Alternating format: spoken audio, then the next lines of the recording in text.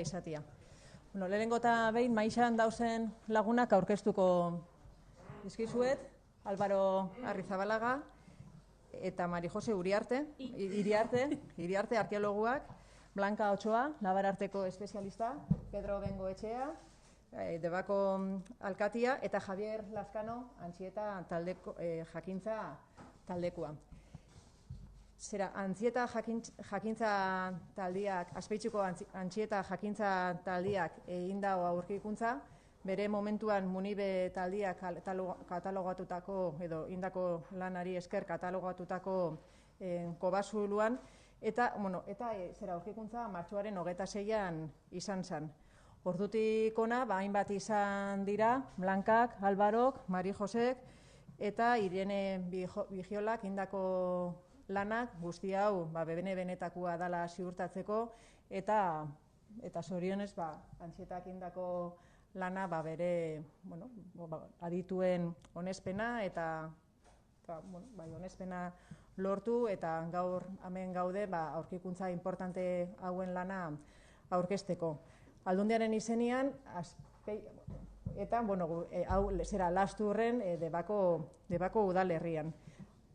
Azpeitziko Antxieta taldia aitzatu dut, Azkoitziko Munibe, Debako udala, hemen Aldundia, hemen adituak, eta beti da pozgarri izan guretako unibertsitatea, zaletuak, instituzioak batera azaltzia alako lan handi eta ederren aurkezpenetan. Nire aldetik besterik ez, zorionak, indako lanaren gaitzik, eskerrik asko, mila esker, eta adituei bebai, zuen jakintza guztion zerbitzura ipintziarren. Mari Josek amango ditu azalpenak.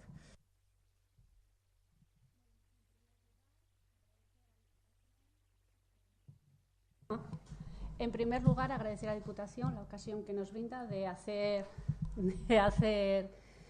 esta presentación, asimismo como la financiación del proyecto que ha derivado en estos resultados.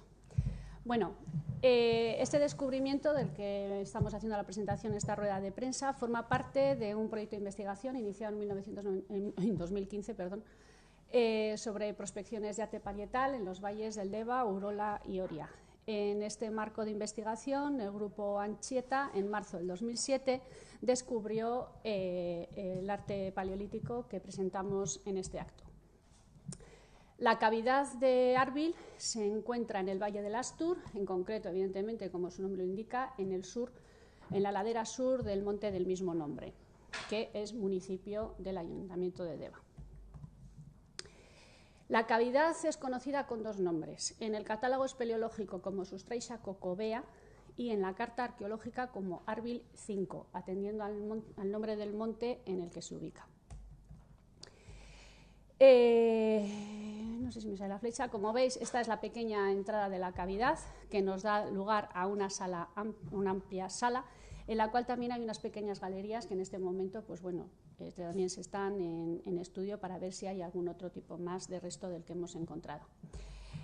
Esta es la entrada y, como veis, hay un gran aporte de materiales que proceden de los movimientos naturales de la ladera del monte Arbil, con lo cual la visión que nosotros tenemos de la entrada no es exactamente la visión que tuvieron en la época paleolítica en que entraron en ellas, porque tenemos un aporte de terreno muchísimo posterior. Como hemos dicho, es una cavidad muy amplia, una sala grande, no sé si veis bien, pero los ejes son 25 metros de largo. Y en ella, en la década de los años 80, se realizó una cata arqueológica, una cata arqueológica por parte del grupo Munibe, en el cual se encontraron algunos materiales pospaleolíticos. Estas líneas azules que veis, que son las líneas de nivel, nos informan cómo hay una gran depresión en la zona central de esta cavidad y cómo hacia las paredes esta superficie del suelo asciende considerablemente. Y es en una de estas zonas de aquí donde se han encontrado la mayor concentración de los grabados que vamos a presentar ahora. Y en este momento cedo la palabra a la doctora Ochoa. Bueno, la primera característica que podéis ver de estos grabados es que son muy difíciles de ver, son grabados muy finos. Imagino que prácticamente no podéis ver nada ahí, Sí, pásame. Estoy buscando. Sí. Espera, tengo aquí No, esto. con el... Sí. Aquí empieza la cornamenta, esto sería un cérvido, posiblemente un reno o posiblemente un ciervo, todavía no hemos definido, estamos en las primeras fases de la investigación. La cornamenta estaría por aquí y continuaría hacia adelante, luego tendría la parte de la línea cervicodorsal por esta zona y la parte del pecho, que tendría varios grabados. Y la segunda figura que hemos encontrado por el momento se ve mejor que la anterior. Es una cierva, tiene dos orejas bastante puntiagudas, una por encima de la otra y la otra por aquí. La línea frontal, la línea de la cabeza y la línea del cuello por aquí. Está más completa, luego veremos un poco más en detalle. Esta es la representación preliminar del ciervo, son unos calcos que todavía no hemos podido comprobar en campo, por lo tanto son muy preliminares. Pero bueno, esta es la foto que habéis visto antes y esto es lo que las líneas, los trazados que se pueden distinguir en la cavidad. Como podéis ver, tiene una cornamenta muy desarrollada con varios candiles que nos podría indicar que se trata de un reno. Esta es la primera señal que indicaría que se trata de un reno. Pero además nos encontramos con esta zona de pelaje que se llama librea, que también es muy frecuente en los ciervos y en los renos y que podéis ver en esta representación. La cierva, como podéis ver, es bastante más completa, está prácticamente entera. Tiene el morro bastante puntiagudo, que no es muy característico de la cierva, pero las orejas sí que son muy características de este tipo de animal, por lo que estamos bastante convencidos de que se trata, de hecho, de una cierva. Y luego tiene una línea cervicodorsal bastante discontinua, unas patas traseras que están puestas un poco por encima de lo que debería de estar, y finalmente las extremidades anteriores. Además de estas dos figuras hemos encontrado una tercera, pero todavía no hemos tenido tiempo de examinarla con detalle, por lo tanto hemos decidido no incluirla. Y además de esto, en el mismo panel hemos encontrado numerosas líneas que probablemente en el futuro puedan ser consideradas y a lo mejor puedan constituir más figuras de las que en este momento preliminar de la investigación podemos definir.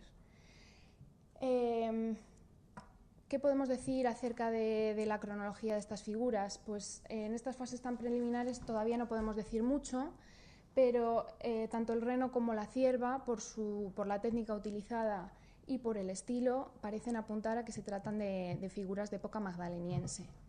No podemos todavía estimar qué época concreta del magdaleniense, pero bueno, tenemos paralelos de representaciones de estas figuras en Ekain, que está muy cerca de la cueva de Sustraixa, y tiene una figura de ciervo-reno, tampoco ha sido definido muy claramente, con unas características muy similares. Y luego también encontramos paralelos en la zona cántabra, en las cuevas del Castillo y la Pasiega, también en arte parietal. Y además podemos decir que este tipo de figuras son muy frecuentes en el arte mueble magdaleniense.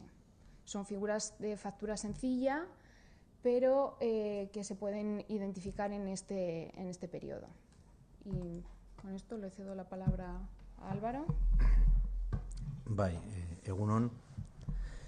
Bueno, bukatzeko ez, gero hitza izango dute Azpeitiako Antxeta taldekideak azaltzeko nolako baldintzetan eman zen aurkikuntza, eta pixka bat azaltzeko zuei giza ikuspegi batetik, nola sentitu ziren garai hortan. Nik kontatu nahi nizuena da, pixka bat proiektu honen testu ingurua. Zein dan helburua eta zeintzuk izaten ari diren azkenengo urteotan proiektu hau hasi zenetik eman izan diren emaitzak. Hau bada zerbait bai Bizkaia eta bai Gipuzkoan gertatzen ari den azkenengo hamarkadan gehien bat, bazegoen utxune bat oso zaila azaltzeko, zergatik Kantabria ez askoz handiago Bizkaia baino izan da, askoz leku gehiagotan aurkitzen zen labar artea, eta berriz hor zegoen zirkuntzatzea bat oso saia saltzeko, zala bereziki Euskal Herrian gertatzen da. Ezagutzen zirela oso kobasulo gutxi, labar artedunak, eta horiek ziren denak oso garrantzitsuak. Bueno, azaldu behar da, seguruenik bizta zegoela beste arreta eramaten, garraiatzen beste, fokalizatzen beste gauzatan, adibidez arkeologian edo lurzoruan aurkitu zitezken aztarna arkeologikotan, eta ez horren beste labarretan. Behin labarretara bueltatu dugula bizta, berriz egoera aldatzen ari da zeharo, eta biderkatzen ari dira aurkikuntzak, azkenengo astean dakizuten bezala, berton izan zen beste aurkikuntza baten aurkezpena. Eta seguruenik, datozen urteotan, gehiago izango dira, utxune hori, horren zaila azaltzeko zen, utxune hori betetzen joan beharko dala, egiten miaketa sistematikoak. Bueno, hemen grafikoki ikusteko, ikus dezakezue hor daudela 2008 arte zegoen egoera argazki honetan, hor eskuinean daukazuten puntua da aian dagoen Altxerriko kobasuloa, labar artea bertan topatu zen 1974an, gutxi gora bera erdian dagoen izarra da ekainen 1979an, baita Antxieta taldeko kidek topatu zuten leku eder hori. Bi lekuak daude orain UNESCOko ondare kultural bezala izendatuak, eta gauzak hasten dira aldatzen puntu horrekin.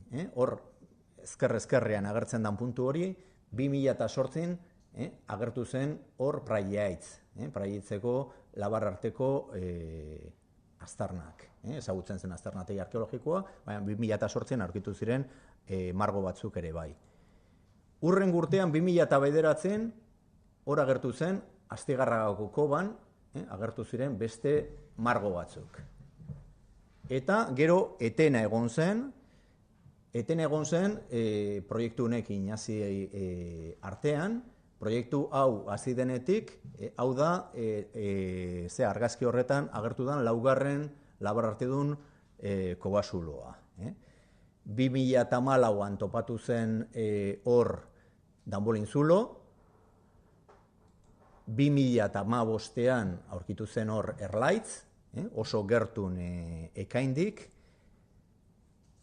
2016an Igaz Astuigaina, puntu horretan, eta bukatzeko azkenengo izar horretan, Lasturreko baiaran topatu eginda Arbilbost edo Sustraixako kobea, azken aurkikuntza hau. Zein dan proiektu honen helburua? Proiektu hau zentratuta dagoen ehiztari biltzaile taldeen mugikortasunean.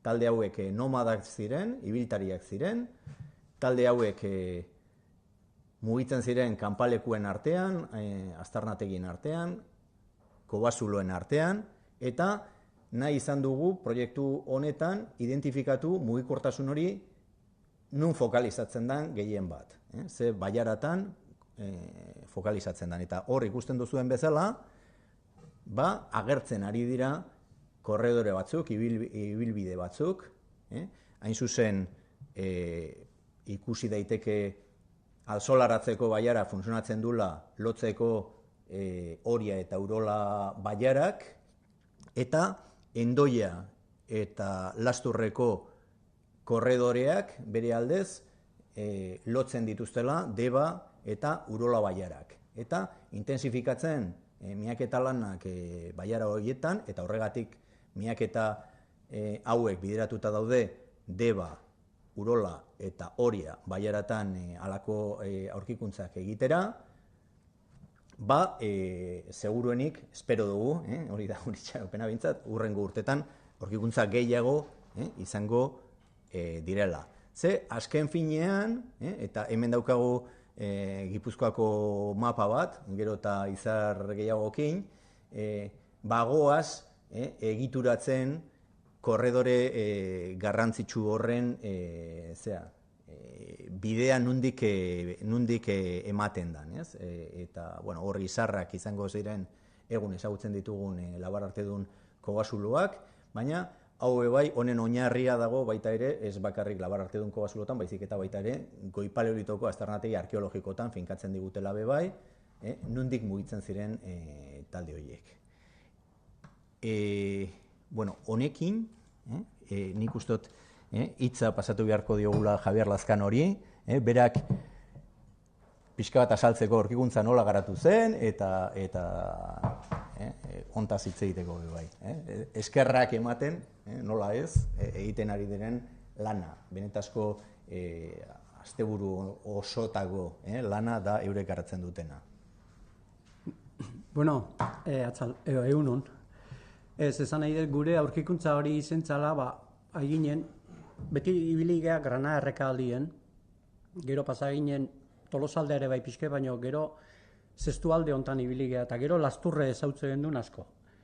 Eta pixket, hasi ginen pixke moitzen gehiago, eta gure inguru horiek aztertuta gero, hasi ginen pixket zabaltzen, eta sartu ginen koba honta, eta, bueno, koba hori zautzezan aspalditik, eta orduan nahi ginen behitzen hor, eta ikusi gendun, koba handi bat zala handi bat, baina hortik aurrea ez gendun gauza handi hola ikusten.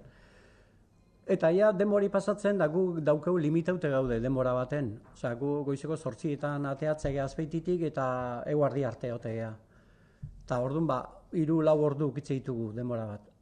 Orduan, hor gabiltzela, akorratzen nahi anedota bezala, 12 galdien, esan joen lagunei, 12 dituk eta ja, joni merdi hau. Eta hemen badao Javier Maiz bat, honek ikusteztunare bai. Da, hemen zehose bazio. Eta hasi ginen behitzen, da, holaxe izentzan, anedota bezala, holaxe argitu zen.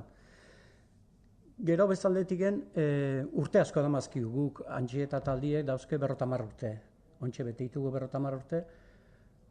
Baina guk beti behitu izen dugu, zeatan, gora behireo, paretzata behire baino gehiago ibiliga, bera behire. Aztarnatek egin bile. Eta orduan, hortan ibiliga, baino gero txipe pixket aldatzen aigea, eta baina zigean, arte labarrai behire. Eta 2-3 urte barrun, bilaitugu 4. Horrek zerbait esan nahi du, hemen badao, inberdana da aurkitu. Gero beste aldetik esan nahi dut, gu ontan aia, baina laguntzake badazkegu. Diputaziotik, Kutxabanketik, zestuko udalak bai, baina batiz bat, azpeitiko udalak. Gehiena laguntza egune da, azpeitiko udalak. Ezkarrak eman nahi izko da nahi. Hoxe, ez tegez.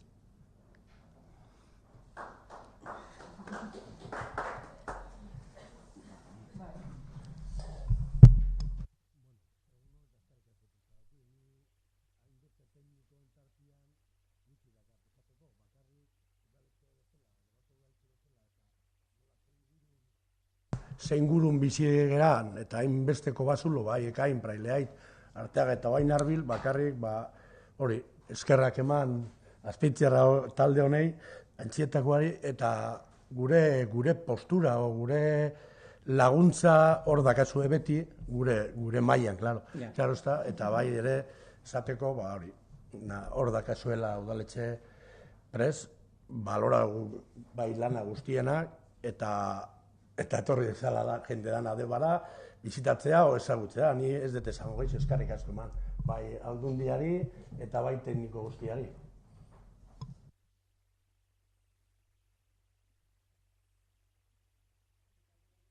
Edo izango duzu, ez da?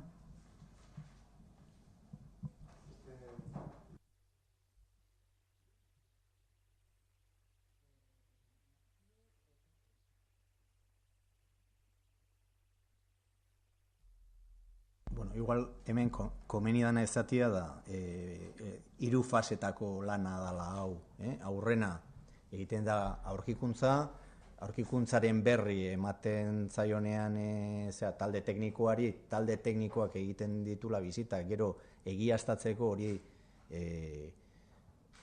falsifikazioak daudelako, hau esan behar da, orduan, batzuk dira tontokeria, baina beste batzuk daude eginda nahita, eta orduan hori da ziurtatu behar duguna, hori benetazko aurkikuntza da. Eta hirugarren fasea da itxitura egitea. Itxitura egin artean, eta normalean kobasul hauek ez dira egoten oso gertun, egoten dira udale, kostatzen du nahikotxo, araño iristea, metalesko ate batekin, itxitura batekin, eta hori dana behar bezala ustea, bermatzeko, 15.000 urtetan hor gure zai egon bada, gutxienez beste 1.000 urtez egongo dela txikitu gabe. Orduan, prozesu guzti hori bukatuta izan arte, ezin da publikoa egin, aurkikuntza hori egin dela.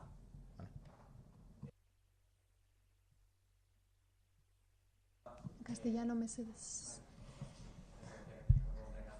Sí. Quería preguntaros un poco si podíais comentarme la importancia de este tipo de hallazgos, y comentabais que en los últimos años, en la última década, ha habido quizás más que en años anteriores, y de todos los hallazgos que habéis registrado, si hay alguno que es más importante que otro, si se hacen distinciones, no sé si tenéis ahí algún tipo de baremo.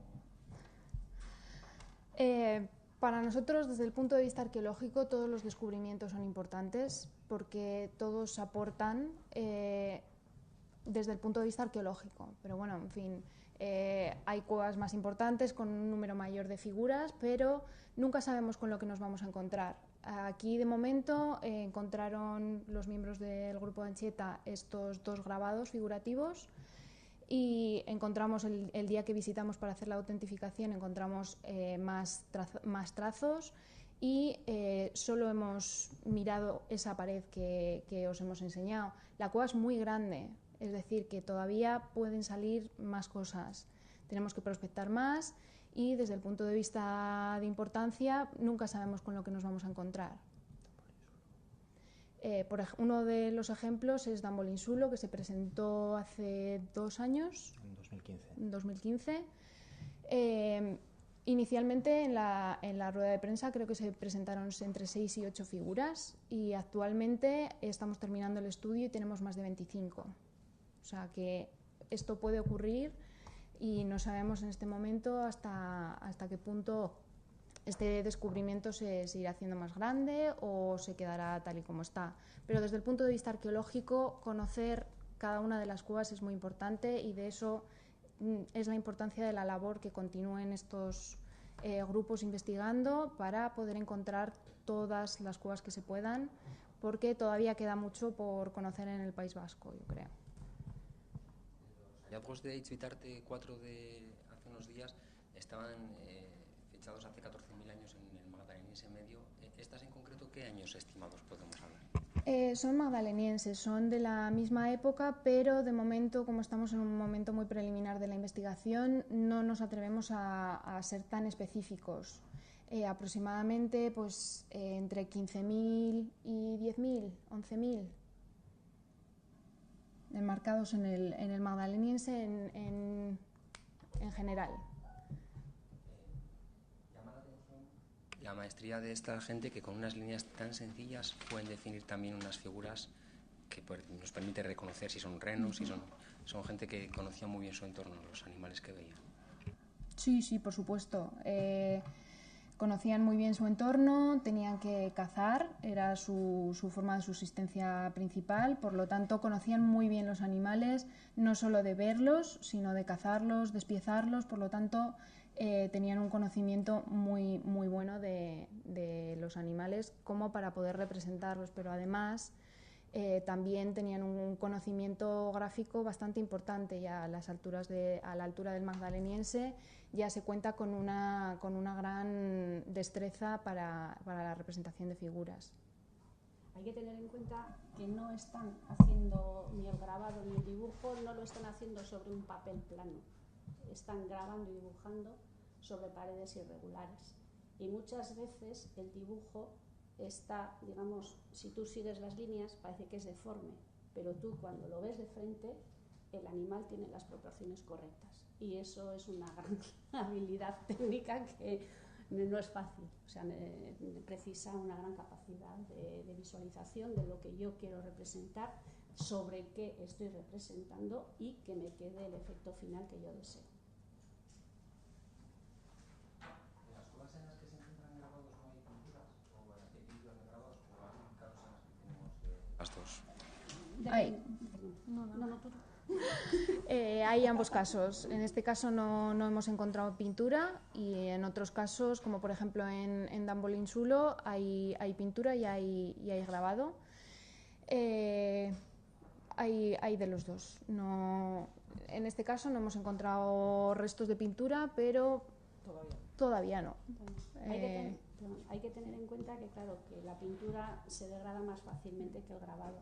Y que, claro, las cuevas toda su vida son unos entes...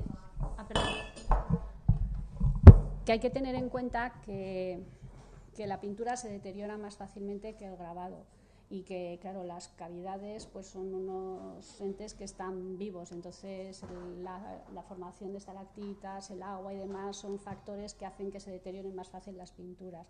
Ese ha sido uno de los motivos, por ejemplo, que en Dambolinsulo en un primer momento parecía que había menos figuras, pero luego cuando ya se ha empezado a mirar bien y se han empezado a estudiar bien las paredes, se ha visto que en realidad había muchas más de las que esto. Pero realmente, si a veces tú las vas a mirar ahora a simple ojo, dices, pues no veo gran cosa, ¿no? Entonces ese es el problema que tiene la pintura, que se deteriora más fácil. Casi 10 años, entonces se puede decir que se ha multiplicado el número de cuevas, ¿no? con muestras de arte parietral. Quería profundizar un poco en las razones que han podido llevar a esa capacidad de encontrar con más facilidad esas muestras, lo que puede estar sucediendo. Bueno, yo creo que es una cuestión de foco, de hacia dónde dirigimos la mirada, sobre todo. Durante muchos años la mirada se ha dirigido más a la localización de yacimientos arqueológicos. De hecho, si no me falla la memoria, todas estas cuevas, las 4 de las que he hablado de recientes, estaban ya en la carta arqueológica y tenían hechas catas y en los casos en los que había materiales arqueológicos estaban ya consideradas como yacimientos arqueológicos. Eso lo que demuestra es que quizás nos hemos fijado demasiado en el suelo.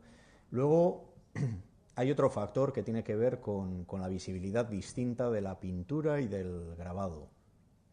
La visibilidad de la pintura es enorme, no es previsible, salvo que sean cuevas completamente nuevas que estaban cubiertas por la evolución de la ladera, por ejemplo. No es previsible que encontremos ni en Guipúzcoa ni en Vizcaya grandes conjuntos de pinturas que no se conozcan en esas cuevas, porque lógicamente se ven, incluso con poca iluminación se ven.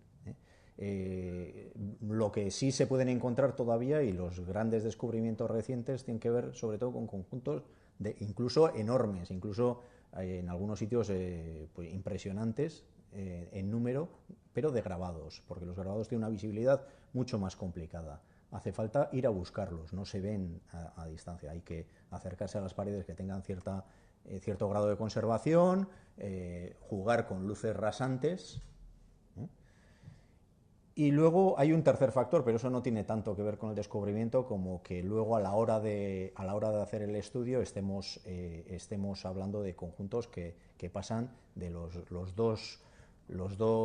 dos figuras posibles del hallazgo inicial de Dambolinsulo a las 25 que puede haber ahora, que tienen que ver con meter mucha luz, meter generadores, por ejemplo, en el estudio, ya en la fase de estudio de las cuevas, meter mucha luz, trabajar con fotografía muy detallada, tratar con programas, con rutinas informáticas que permiten manipular el color de la piedra y recuperar de alguna manera, hacer falsos ultravioleta, por ejemplo, que permiten recuperar el color donde el ojo no es capaz de verlo, permiten llegar a ver que ahí hubo efectivamente una pintura.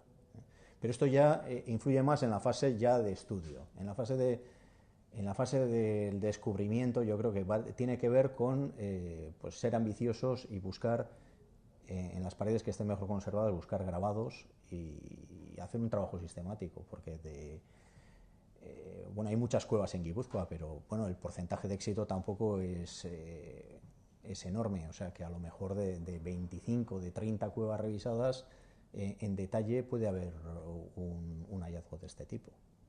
Es un trabajo sistemático de todos los fines de semana y de proyectos que están dirigidos en una dirección concreta. Tampoco se trata de salir como los Teletubbies, ¿no? O sea, hay que hacer el trabajo arqueológico teniendo la previsión de qué es lo que te puedes encontrar y dirigiéndolo a un objetivo determinado, porque si no, pues el éxito va a ser muy diferente, ¿no?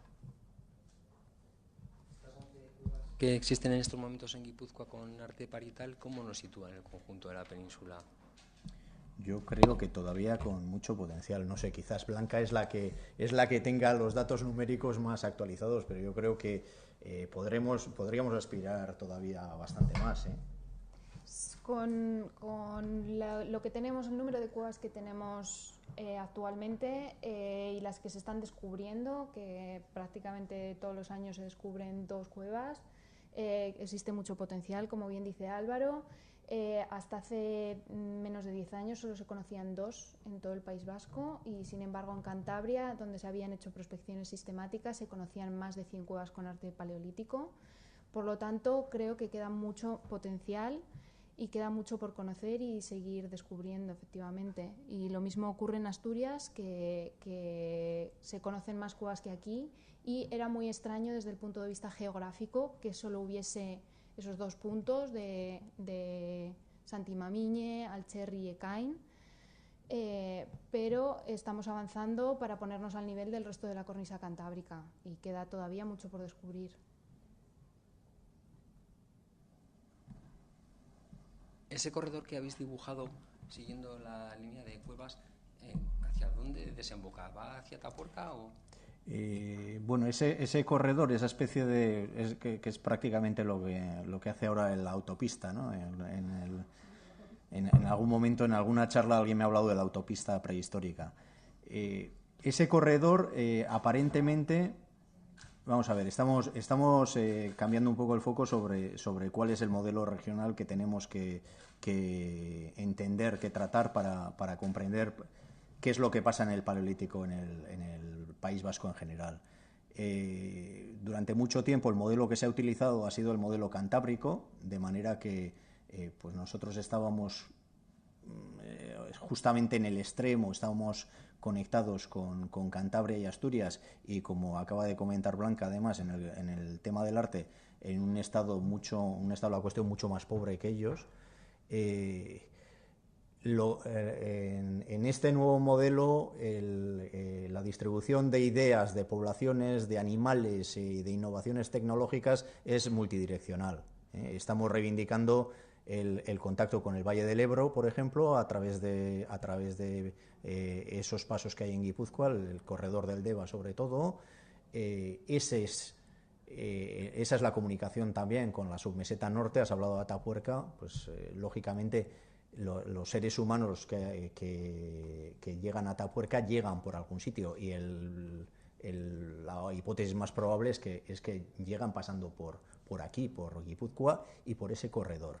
Ese corredor, como veis, por ejemplo, en el caso del Deva hay una concentración muy grande de yacimientos y de arte parietal en la zona de Deva, Deva, Motricu, hasta incluso Mendaro, no tan grande en la parte alta, pero son yacimientos arqueológicos. En realidad, lo que nos están definiendo que ese es el paso. ¿Qué es lo que buscan en el Valle del Ebro? Pues buscan, por ejemplo, lo que para ellos es esencial, que es la materia prima. Las buenas fuentes de siles están en Treviño y en Urbasa. Y los 2 casos están en el Valle del Ebro. Sabemos que en yacimientos como la Becocova, por ejemplo, en Arrasate, sabemos que las fuentes principales no están en la zona de Vizcaya, en la costa de Vizcaya, sino que están en Urbasa y en Treviño. Y para eso, para acceder a esas fuentes de materia prima, es imprescindible cruzar la divisoria de aguas y entrar en Álava. No sé si bueno, habría que verlo, y para esto la materia prima, la distribución de la materia prima es muy útil, habría que verlo también al otro lado de la vertiente, al otro lado del Pirineo. O sea, en Iparralde pasa exactamente lo mismo. Hay una distribución de las poblaciones que llegan a... Se estrecha mucho el flujo de poblaciones para cruzar el Bidasoa, pero luego, una vez que entran en Iparralde, se distribuyen por el pie de monte de los Pirineos, por la depresión aquitana, y por el Valle del Garona. Álvaro, antes has como apuntado que se pueden dar casos de trampas, de fraudes, ¿no? De gente que hace jugando, que hace pues, pinturas o grabados. Eso es, ¿os habéis topado con algún caso de esos? Sí, si lo he dicho es porque nos hemos topado con algún caso de esos. Es igual, a nuestros efectos es lo mismo, nosotros los revisamos igual, los comprobamos igual, y simplemente lo que se hace es tomar nota para evitar que en el futuro haya que reandar ese camino, ¿no? De que en esa cueva hay una... Dentro de estas prospecciones se indica que en esa cueva hay algo que es fraudulento o que no es bueno. A veces el fraude puede ser completamente inocente, pero bueno, lo que quiero destacar es que no todo lo que parece es. Entonces tenemos que tener un poco de... tenemos que plantear garantías de que las cosas que estamos describiendo son buenas.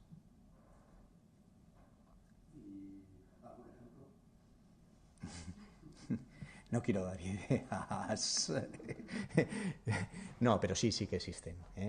Lo cual no quiere decir que estén hechas con mala intención, a veces pueden ser cosas inocentes, pero... Suelen ser dibujos muy burdos, que ya veis Si os doy ahora, si reparto en esta sala un montón de folios y os digo a cada uno de vosotros que dibujéis un caballo, habrá quien dibuje de manera excelente y habrá quien lo haga muy mal, como un niño de 8 años, pues el nivel de detección es similar, o sea, tampoco es que sea una cosa sistemática, pero hay casos, sí.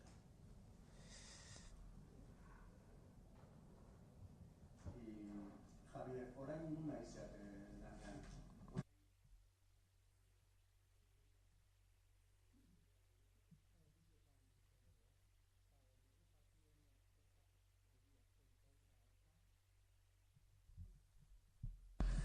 Eta oin aigea Erlon, hile milimetro aigea lanien, baina aide librien, ez? Oz ez geha ikoa baten. Aigea sondeo batzuk egiten, hor aurkitu ditugu, pentsatze deune mineri asuntukin relazionaute ote da on gauzek, eta gauze asko aurkitzen aigea hor.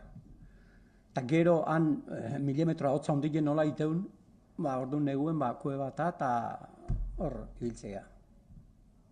Baina momentuen aigea Erlon lanien.